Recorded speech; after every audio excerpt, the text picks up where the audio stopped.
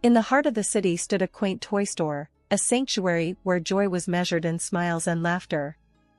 That's where my story begins, where fate decided to play its hand. I'm Lily, a 29-year-old who found solace among the aisles of toys, each one holding a story waiting to be told. It was a regular day, the store buzzing with the usual chatter, when he walked in, Jake, the man who unknowingly was about to turn my world upside down. He wandered through the aisles with a look of determination, his eyes scanning the shelves for the perfect gifts. "Excuse me," he said, approaching me with a gentle smile, "I'm on a mission to find the coolest toys for the children of my friends. Any recommendations?" I smiled, pointing towards the latest action figures. "You can't go wrong with these. Kids love them, and they're our top sellers this month." Jake picked up one of the figures, examining it with an intrigued expression. "Looks like you really know your stuff. Do you enjoy working here?" I laughed, a warm feeling blooming inside. "I do. It's more than just a job. It's like being a part of countless happy childhood memories. But tell me more about you. Is being the cool uncle a full-time job?" His laughter echoed through the store, a sound that felt oddly comforting. "It feels like it sometimes. But seriously, my family is pretty big, parents, 2 younger sisters. One is about to get married and move to another city. It's chaotic, loud, but I wouldn't have it any other way." We continued to chat, our conversation flowing effortlessly. I shared my story, how life had been a solitary journey since my grandmother passed, leaving me her small, cherished house. Jake listened with genuine interest, his eyes never leaving mine. "It sounds like you've had your share of challenges," he said softly. "Your grandmother must have been a remarkable woman to raise someone as strong and kind as you." The store started to quiet down, signaling the end of the day. Our conversation, however, was far from over. "It's not often you meet someone who understands the value of family," I remarked. "Your family sounds wonderful. A bit like the big, happy family I've always imagined." Jake's gaze held a warmth that made my heart skip a beat. "They are wonderful, and a bit overwhelming at times. But you know, maybe one day you could meet them. I have a feeling they'd love you." As we parted ways that evening, the air was thick with unspoken promises and possibilities. Little did I know, this chance encounter, this hopeful meeting, was the beginning of a journey full of unexpected twists and turns. The day I was to meet Jake's family, my heart fluttered like a butterfly in a garden of hope. Dressed in my best, I rehearsed conversations and imagined laughter-filled rooms. Jake held my hand as we walked up to his family's apartment, his grip reassuring yet tense. "Ready to dive into the circus?" Jake joked, trying to lighten the mood. I squeezed his hand, a nervous smile on my face. "As ready as I'll ever be. Just promise me they won't throw any pies." The door swung open to reveal a bustling living room. Jake's mom, a stout woman with sharp eyes, scrutinized me from head to toe. His dad, a towering figure with a booming voice, offered a brief nod. And then there were Sarah and Megan, Jake's younger sisters, their eyes glinting with something I couldn't quite place. "Family, meet Lily. Lily, this is the crew I warned you about," Jake introduced, a hint of pride in his voice. I extended my hand, my voice barely above a whisper. "It's so nice to meet you all. I've heard so much about you." Jake's mom was the first to break the silence. "So, you're the girl who's been keeping our Jake so occupied. Tell us about yourself. Jake mentioned you work at a toy store?" I nodded, feeling their eyes on me. "Yes, I love it there. It's like being surrounded by joy every day. And, well, I was raised by my grandmother. She left me her house, and that's where Jake and I—" Sarah cut me off with a laugh that felt more like a jab. "Raised by your grandmother, huh? That explains the antique vibe you've got going on. What is this, a retro fashion statement?" The room erupted with laughter. Jake's dad chuckled. "Good one, Sarah. Lily, you'll get used to our family humor. I forced a smile, my heart sinking. This wasn't the warmth I had anticipated. It felt more like walking into a frost. Jake tried to smooth things over. Come on, guys. Let's not start the roast just yet. Lily's got a great sense of style. Right, Lily? But the damage was done. The evening dragged on, each minute heavier than the last. Sarah and Megan's remarks, veiled as jokes, felt like thorns. Jake's parents, though not as overt, had a dismissiveness that stung. And Jake, bless him, seemed caught between a rock and a hard place, his laughter forced, his glances apologetic. As we left that night, the door closing behind us felt like the end of a performance I never wanted to be a part of. Jake's hand in mine felt distant, and the family I had hoped to embrace seemed like a mirage that had vanished, leaving behind a bitter aftertaste of reality. Sorry about that, Jake murmured as we walked down the corridor. They can be a bit overwhelming. But it'll get better, I promise. I nodded, the words tasting like ash. It's fine, Jake. Maybe it's just first meeting jitters. But deep down, I knew. This was more than jitters. This was a glimpse into a world I wasn't sure I belonged in.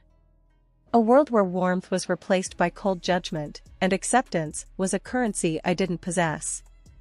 And as we walked back to my quiet, humble house, I couldn't help but wonder if the fairy tale I had dreamed of was just that, a dream, now slowly dissolving into the disappointing introduction of reality.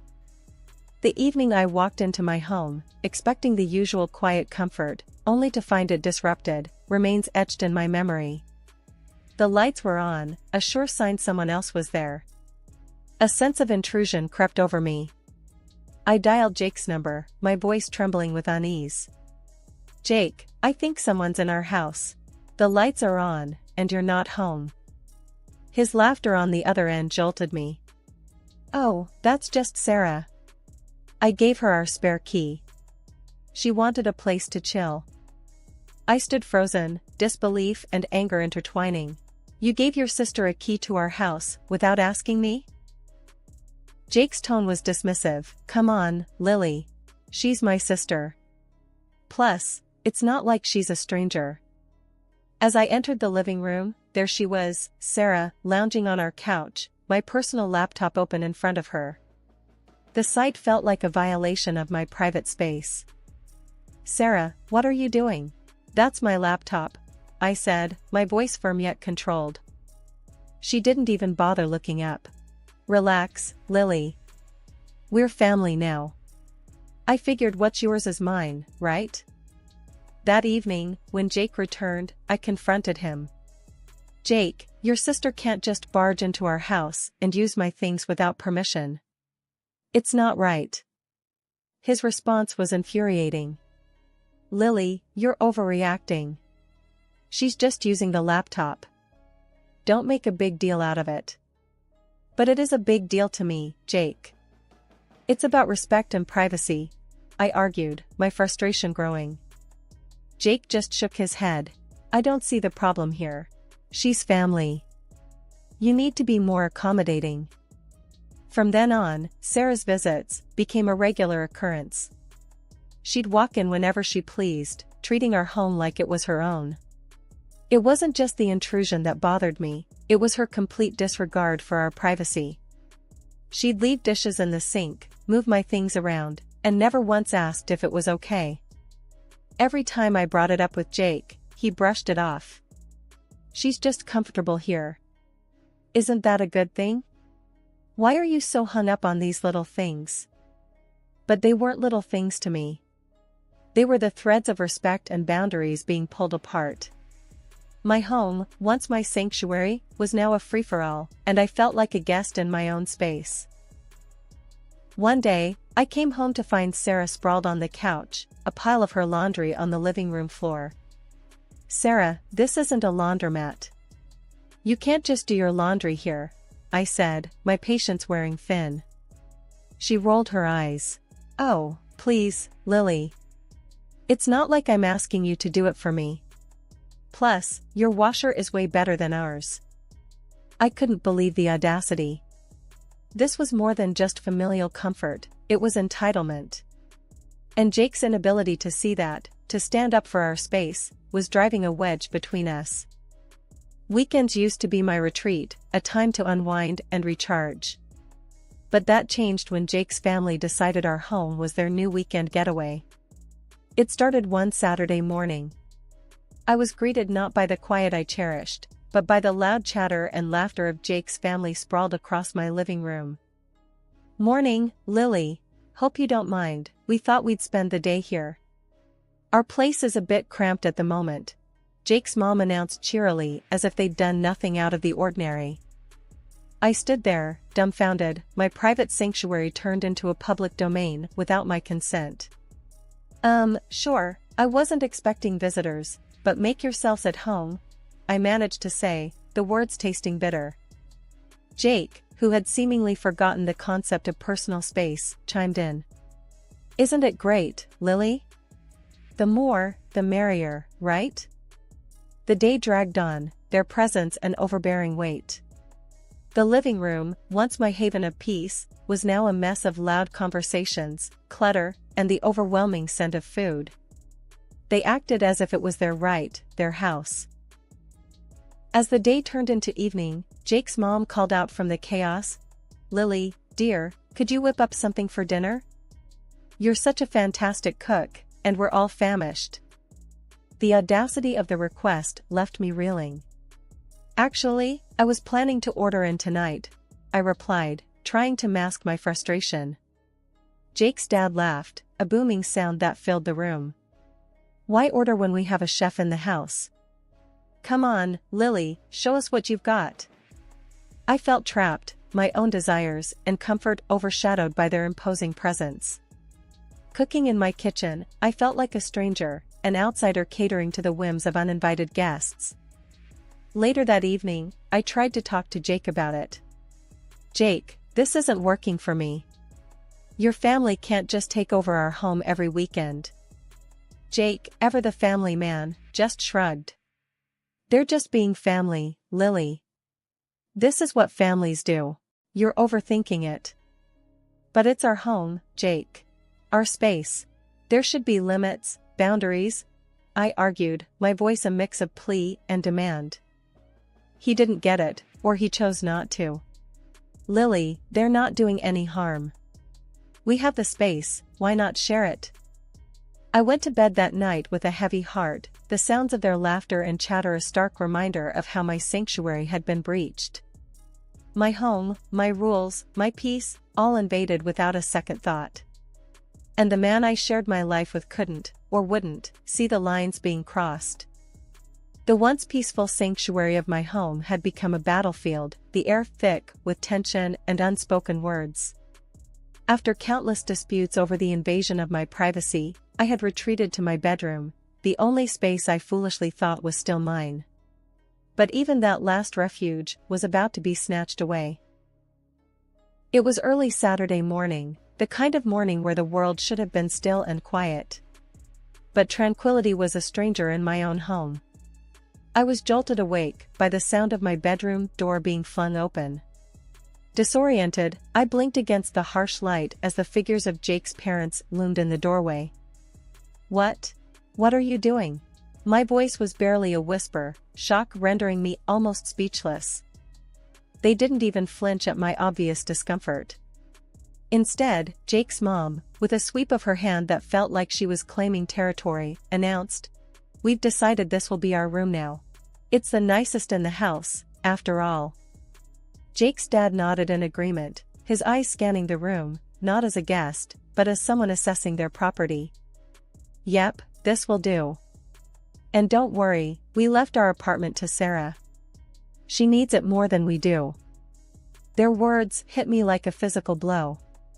This was no ordinary intrusion, this was a full-blown takeover.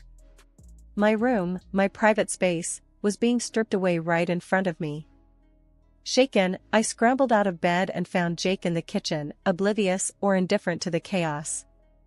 "Jake, we need to talk. Now. Your parents can't just take over my room like this."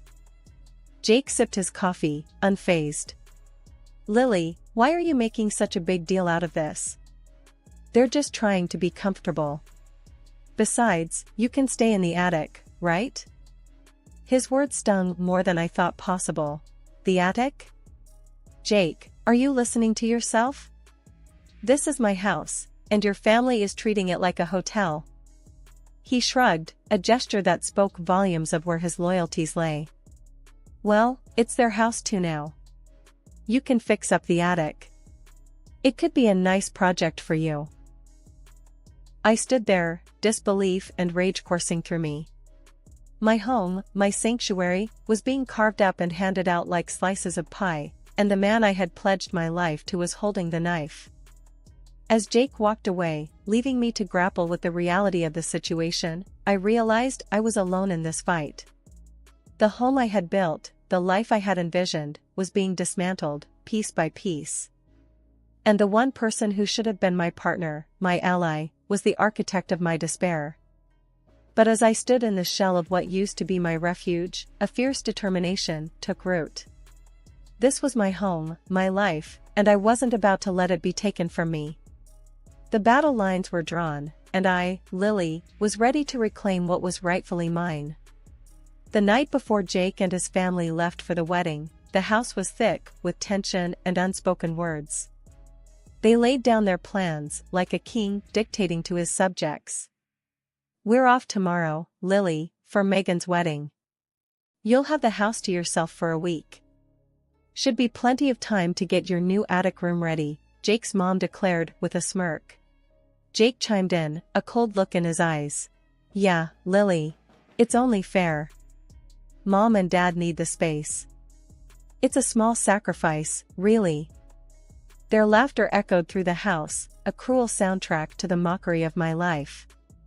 The door closed behind them the next morning, the silence they left behind heavy with the weight of their words. But as the sound of their car faded away, a new resolve rose within me. I had always thought a big family was a blessing, but their presence in my life had turned into a curse, one I was determined to break. The first step was clear and unwavering. I marched to the local hardware store, the determination in my steps ringing louder than the jingle of the door as I entered. I need new locks for my house, I declared to the clerk, my voice a mixture of resolve and newfound strength. As I returned home, the new locks in hand, each click and turn of the screws as I installed them felt like a proclamation of my independence, a reclamation of my space. This house, filled with memories of my grandmother and the dreams I had for my own life, was mine and mine alone. With the new locks firmly in place, I turned my attention to the next task. Jake's belongings, once scattered throughout the house, were methodically packed away. Each item I placed in the boxes was like shedding a layer of the life I no longer recognized. As the week passed, my anticipation grew. The day of their return loomed over me, but the fear that once might have gripped me had transformed into something fiercer, a readiness to confront whatever came next. And then the day arrived. The sound of their car pulling up, the confused voices as they found their keys no longer worked, the rising volume as reality set in, it was a symphony of my making. What's this, Lily? Playing games now? Open this door. Jake's voice was a mix of command and desperation, his words hammering against the firm resolve that shielded me. I opened the window slightly, my voice steady and unwavering. It's no game, Jake. It's reality. The reality where I reclaim my home and my life. Your things are outside. You can take them and go. His mom's voice cut through next, sharp and accusatory. You think you can just throw us out like trash? After we welcomed you into our family? The irony of her words almost made me laugh. Welcomed? No, you invaded, you disrespected, and you overstepped every boundary. This is my home, and it's time you all accepted that. The voices rose, a cacophony of disbelief and anger. Jake's dad, his voice booming, joined in. You can't do this to us, Lily. We're family. Family sticks together. I shook my head, a slight smile playing on my lips. Family respects each other. family supports and loves, not belittles and takes over. What you call sticking together felt more like being trapped. That's not family, that's a hostage situation. Their pleas turned into threats, their threats into insults. But with each word they hurled at me, my resolve only grew stronger. I had built a fortress, not just of locks and doors, but of self-respect and dignity. As the reality of the situation settled in, Jake's voice, once full of authority, now trembled with a hint of realization. "Lily, please. Let's talk about this. We can sort it out."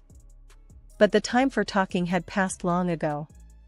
"There's nothing left to talk about, Jake. I gave you and your family every chance to be part of my life, my home.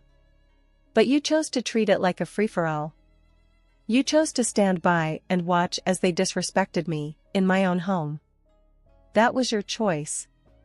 Now, this is mine." The neighbors, drawn by the commotion, watched from a distance.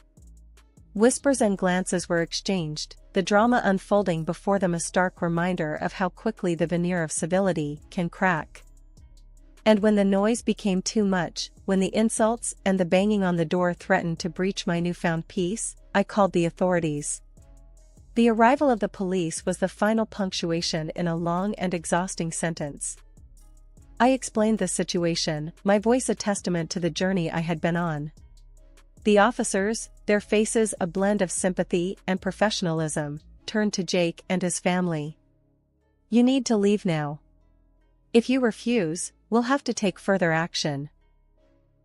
As they finally collected Jake's belongings and retreated, a profound sense of calm enveloped me. The house, once a battlefield, was now quiet. The door, once a revolving entry for disrespect, was now a barrier against it. A week had passed since I took a stand, the quiet in my home a stark contrast to the turmoil that had once reigned. I was sipping my coffee, the warmth a gentle reminder of the peace I had reclaimed, when a knock shattered the tranquility. It was Sarah, her face twisted in anger, standing on my doorstep like an unwelcome storm. "Lily, you think you're so high and mighty, kicking everyone out? You're nothing but a selfish, greedy woman." Sarah spat the words out, her voice dripping with resentment. I leaned against the doorframe, my stance firm. "Sarah, this is my home, and I will not be insulted in it. Your family overstayed their welcome, and I did what was necessary." She scoffed, her laugh harsh and jarring. "Necessary? You've turned everything upside down. I had the apartment to myself, and now? Now it's a circus again.